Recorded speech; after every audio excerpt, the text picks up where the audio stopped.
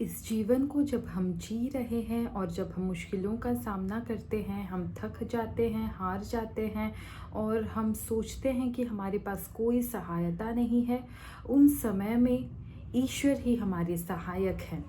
ई सहायक Hindi motivation channel में आप सभी का स्वागत है। हमारे सामने बहुत सारी मुश्किलें आती हैं और जब मुश्किलें आती हैं हम प्रभु के करीब जाते हैं, हम प्रभु के पास प्रार्थना करते हैं, हम उनको अपना रिक्वेस्ट बताते हैं और हम अपनी सारी मुश्किलों को दूर करने के लिए हम प्रार्थना में लग जाते हैं। प्रार्थना हमारे लिए एक टूल बन जाता है कि हम ईश्वर से बात करें और ताकि ईश्वर हमारी मुसीबतों को, हमारी प्रॉब्लम्स को जाने और उसका उत्तर हमें दें, उसका समाधान हमें दें। हम इस संसार में, इस जगत में आंसर ढूंढ के हम थक जाते हैं और फिर हम प्रेयर में लगते हैं कि हमारे प्रभु हमारे पास हैं और वही हमें रास्ता बताएंगे, वही हमें इस परेशानी से, इस मुसीबत से निकालेंगे। लेकिन हम ये भूल जाते हैं कि सबसे पहले हमें प्रभु के पास ही आना है। हम मनुष्य हैं और हम सबसे पहले इस जगत के, इस संसार की चीज़ों पे निर्भर करते हैं और जब हमें कोई सहायता नहीं मिलती तब हम ईश्वर के पास आते हैं। लेकिन हमें सबसे पहले ईश्वर के पास आना है और हमें उनसे प्रार्थना में उनके साथ लगना है और उनको बताना है कि हमें क्या चाहिए। लेकिन हम ये भी देखते हैं कि हम प्रार्थना तो कर रहे हैं, हम ईश्वर को अपनी सारी मुश्किलें बता रहे हैं, लेकिन फिर भी हमें उत्तर नहीं मिल रहा है। फिर भी ईश्वर हमारी प्रार्थनाओं का कोई उत्तर नहीं दे रहे हैं, हमें समाधान नहीं मिल रहा है। हमें ऐसा लग रहा है कि कोई उत्तर आ नहीं रहा है, कोई मेरा सिचुएशन बेटर नहीं हो रहा है और हम उस समय में बहुत थक जाते हैं।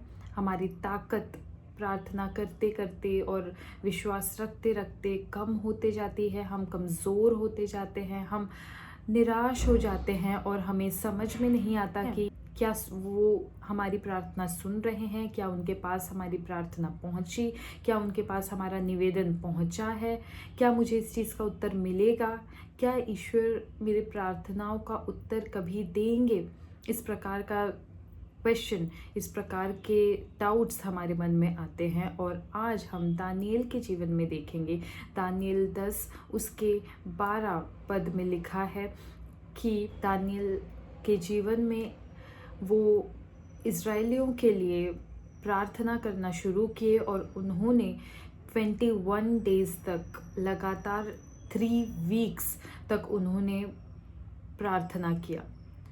कंटिन्यूसली बिना रुके उन्होंने प्रार्थना किया, उन्होंने हिम्मत नहीं हारा और वो प्रार्थना करते गए और इस समय में परमेश्वर ने अपने दूत को उनके पास भेजा और वो दूत ने उनको बताया कि जिस दिन तुमने प्रार्थना करना शुरू किया, वो पहले दिन से ही तुम्हारी प्रार्थना और तुम्हारी बातें सुन ली गई थी और तुम्हारे लिए मदद भेज दिया गया था। कुछ रुकावटों के वजह से ईश्वर ने प्रधान दूत को भेजा उस मुसीबत को, उस रुकावट को दूर करने के लिए और अब मैं तुम्हारे पास आया हूँ ये बताने के लिए कि तुम्हारी प्रार्थना पहले ही दिन से सुन ली गई थी और तुम्हारी प्रार्थना के रिस्पॉन्स में, तुम्हारी प्रार्थना के उत्तर के हिसाब से मैं आया हूँ आज तुम्हारी सहायता करने।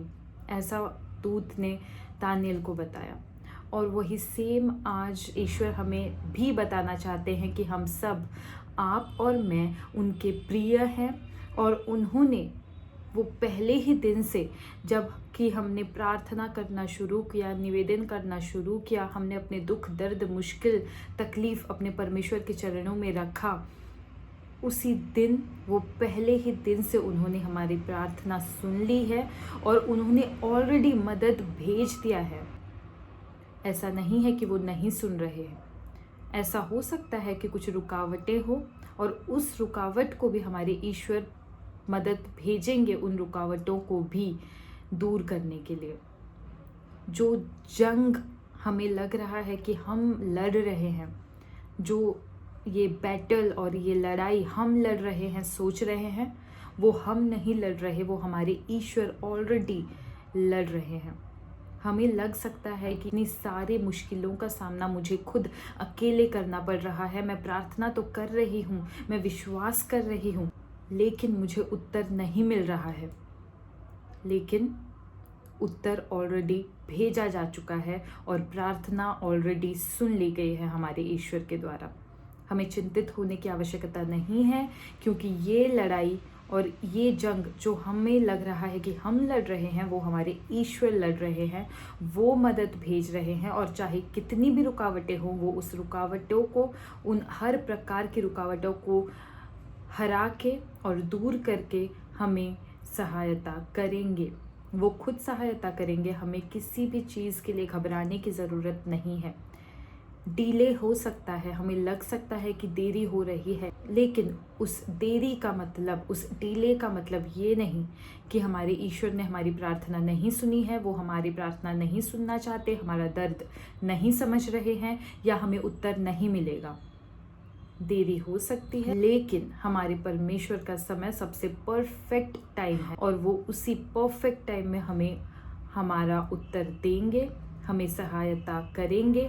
ऑलरेडी वो वर्क कर रहे हैं, बस उस परफेक्ट मोमेंट में हमें हमारी सहायता मिलेगी। दानियल को जब पता चला होगा कि from the very first day उनकी प्रार्थना सुन ली गई है, वो कितने ज़्यादा उनको अच्छा लगा होगा कि मेरे परमेश्वर ने पहले ही दिन से मेरी प्रार्थना सुन ली थी। मैं उस चीज़ को नहीं देख पा रहा था, लेकिन मेरी प्रार्थना सुन ली गई थी।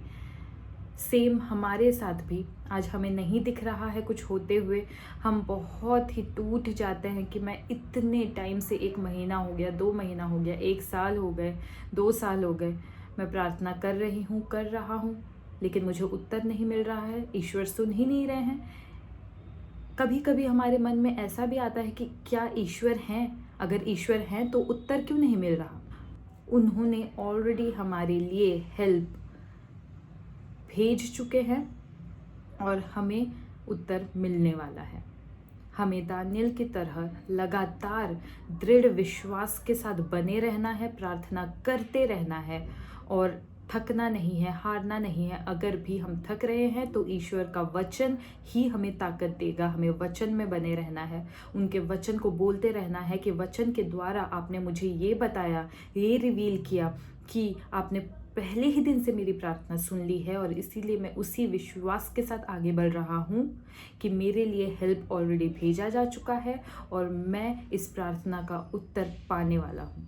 इस तरह से जब हम वचन को पकड़ेंगे, हमें ताकत मिलेगी, और हम इस कमज़ोरी में भी ताकतवर होंगे।